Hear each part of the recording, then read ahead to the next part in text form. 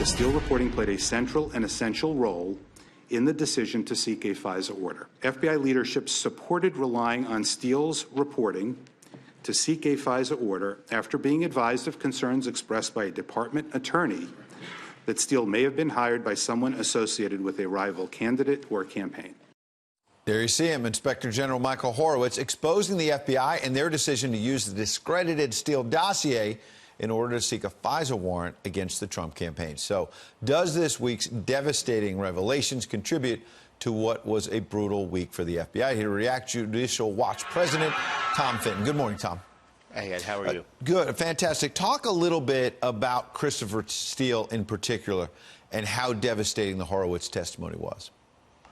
Well, it shows that Christopher Steele was being paid $95,000 by the FBI. At the same time, and Judicial Watch already reported out how he was being paid by the FBI. Now we know that's the number. And this is at the same time that the Clinton DNC gang is paying him to dig up dirt on Donald Trump. So this was a joint operation. Yet the FBI actually leaking the fact that they were spying on the Trump operation to Christopher Steele a month before the election while he's still working for Hillary Clinton's Fusion GPS vendor. So you had the FBI intervening in the campaign. And so when you've got that type of criminal, unprecedented activity, surprise, surprise, you have a lot of errors and omissions, to put it charitably. What about when James Comey months ago told our own Brett Baer that he didn't think the Steele dossier that you're talking about, unverified and all the rest, was the central part of getting the FISA warrant, the case to the FISA court, that it was one little thing maybe, but they had all this other corroboration?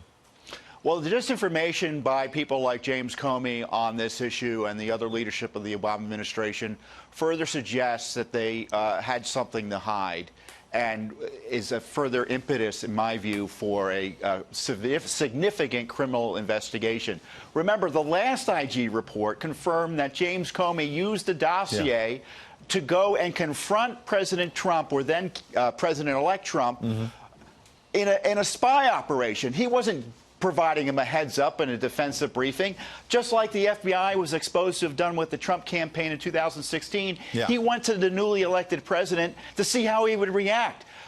Comey personally was doing this type of spy operation on the incoming president of the United States, and he knew at the time the dossier was bunk. Tom, quick last question. As you know, Comey is out there with op-eds. He's doing an interview with Fox News Sunday today that people are going to need to watch. But a few days back, he claimed he had been vindicated. And it's interesting, final point, that Michael Horowitz was asked under oath and said Comey and the rest are not vindicated.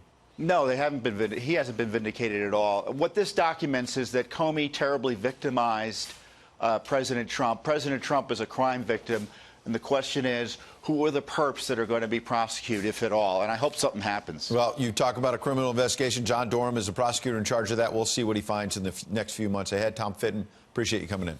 You're welcome.